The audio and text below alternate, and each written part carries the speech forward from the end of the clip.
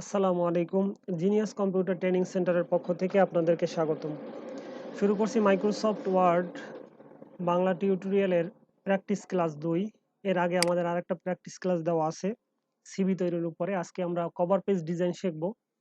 তো cover page ডিজাইনের জন্য আপনি যে বিষয়ে কভার পেজ তৈরি করবেন ওই বিষয়ের ইনফরমেশনগুলো আগে লিখে রাখবেন। যেমন আমি আজকে মাইক্রোসফট ওয়ার্ডের একটা শীটের কভার পেজ ডিজাইন করা শিখাবো। তো আমি প্রথমে যেমন টাইটেল হিসেবে এখানে লিখে রাখছি মাইক্রোসফট ওয়ার্ড এবং সাবটাইটেল হিসেবে লেখা আছে কম্পিউটার অফিস অ্যাপ্লিকেশন। এবং শীটটা তৈরি করতেছি আমি, যেহেতু আমার প্রতিষ্ঠানের নাম এবং প্রশিক্ষক হিসেবে আমার নাম লেখা আছে, আমার সেল নাম্বার এবং ইমেল অ্যাড্রেস। তো তথ্যগুলো লেখা শেষ হওয়ার পর আপনারা প্রথমে যে কাজটা করবেন সেটা হলো, আমরা যেহেতু টাইটেল মাইক্রোসফট ওয়ার্ড টাইটেলটাকে সিলেক্ট করলাম এবং ইনসার্টে ক্লিক করলাম, ওয়ার্ড আর্টে ক্লিক করলাম, ওয়ার্ড আর্ট থেকে যে কোনো একটা ওয়ার্ড আর্টের ডিজাইন নিলাম। তো আমার মাইক্রোসফট ওয়ার্ড এই টাইটেলটা অনেক বড় হইলো, লেখাটা অনেক বড় হয়ে গেছে, টাইটেলটা সব থেকে বড় থাকবে। এবার এই লেআউট অপশনে ক্লিক করবেন, ক্লিক করে এখানে বিহাইন্ড টেক্সট অর্থাৎ লেখার পিছনে নেওয়া লাগবে। বিহাইন্ড টেক্সটে ক্লিক করলাম, আমার এবার দেখেন লেখাটা মুভ হইতেছে। কম্পিউটার অফিস অ্যাপ্লিকেশনটা একটু নিচে নেই। এবার মাইক্রোসফট ওয়ার্ডটা ঠিক মাঝ বরাবর রাখি এখানে। এবার এই ওয়ার্ড আর্টের, এটা যে ওয়ার্ড আর্ট তৈরি হয়েছে, ওয়ার্ড আর্টের লাইনের উপরে ক্লিক করলে এখানে একটা ফরম্যাট ড্রয়িং টুল এবং ফরম্যাট অপশন আসছে। ফরম্যাট অপশনে ক্লিক করার পর আমরা এখান থেকে কালার চেঞ্জ করতে পারবো। টেক্সট ফিলে ক্লিক করার পর এখান থেকে আমরা যদি চাই কালার চেঞ্জ করে দিলাম। ফন্ট চেঞ্জ করতে পারবো, হোম থেকে আমরা ফন্ট চেঞ্জ করে টাইমস নিউ রোমান করলাম এবং এখান থেকে বোল্ড করে দিলাম। আবার ফরম্যাটে ক্লিক করলাম, ফরম্যাটে ক্লিক করার পর আমরা এই 3 নম্বর অপশন থেকে টেক্সট ইফেক্ট ট্রান্সফর্ম, এখান থেকে অনেকগুলো ডিজাইন আছে, আমরা চাইলে যে কোনো ডিজাইনই নিতে পারি। আমি এখান থেকে বিশেষ একটা ডিজাইন নিতেছি। এই যে ডিজাইনটা আছে এই ডিজাইনটা সিলেক্ট করলাম। এবার এই কর্নারে ক্লিক করে এরকম কর্নারে মাউসের বাম বাটনে চাপ দিয়ে এরকম টান দেবেন, তাহলে মাইক্রোসফট ওয়ার্ড লেখাটা অনেক বড় হবে। এবং মাঝখানে একটা ডট দেখতে পাইতেছেন, এখানে একটা কালার ডট, এই ডটটা ক্লিক করে যদি নিচের দিকে টান দেন, এই যে রাউন্ড করাটা আছে রাউন্ডটা একটু কমানো যাবে এবং বাড়ানো যাবে। তো রাউন্ডটা আমরা উপরের দিকেই নেই, উপরের দিকে নিলে সুন্দর লাগবে আশা করি। আর একটু বড় করে দিই। জি,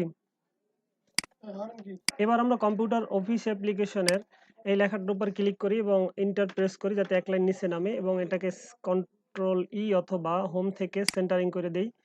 মাই কম্পিউটার অফিস অ্যাপ্লিকেশনটা এই লেখাটা একটু বড় করি এবং বোল্ড করি এবং একটু নিচে নিয়ে আসি এন্টার প্রেস করার মাধ্যমে। এবার এইখানে কার্সার রাখি, উপরের যে কোনো জায়গায় কার্সার রাখি, রাখার পর আমরা একটা আইকন নেব। আমরা ইনসার্টে ক্লিক করার পর এখান থেকে সিম্বল থেকে মোর সিম্বলে ক্লিক করার পর এখানে উইন্ডোজের একটা চিহ্ন আছে দেখেন। আমরা যে কোনো আইকন নিতে পারি, এমনকি ইন্টারনেট থেকে ডাউনলোডও করতে পারি। তো আমি ইন্টারনেট থেকে ডাউনলোড না করে আমরা মাইক্রোসফট ওয়ার্ডের ভিতর থেকেই নেই। সিম্বলের এই চিহ্নটা ক্লিক করলাম এবং ইনসার্ট প্রেস করলাম। এবার ক্লোজ বাটনে ক্লিক করলাম।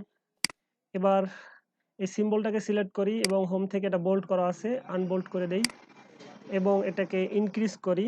এখান থেকেও ইনক্রিজ করতে পারবেন অথবা ফন্ট সাইজ এখান থেকেও বাড়াইতে পারবেন। আমি কিবোর্ড থেকে বাড়াইতেছি কন্ট্রোল এবং সেকেন্ড ব্র্যাকেট প্রেস করার মাধ্যমে।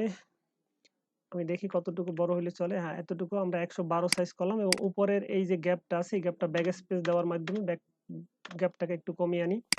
এবার সিম্বলটাকে সিলেক্ট করলাম এবং আমার উপরের হেডিং এর কালার অর্থাৎ টাইটেলের কালারের ম্যাচিং কইরা আমরা ওই কালারটা নেই। এবার কম্পিউটার অফিস অ্যাপ্লিকেশন লেখাটাকে সিলেক্ট করি এবং টাইমস নিউ রোমান করে দেই। এরপর আমার বাকি আছে নিচের দিকে জিনিয়াস কম্পিউটার ট্রেনিং সেন্টার, এই লেখাটাকে সিলেক্ট করি এবং line and paragraph spacing A click করি, রিমুভ স্পেস আফটার প্যারাগ্রাফ অর্থাৎ মাঝখানের যে গ্যাপটা আছে গ্যাপটাকে রিমুভ করে দেই, কন্ট্রোল ই অথবা হোম থেকে সেন্টারিং করি।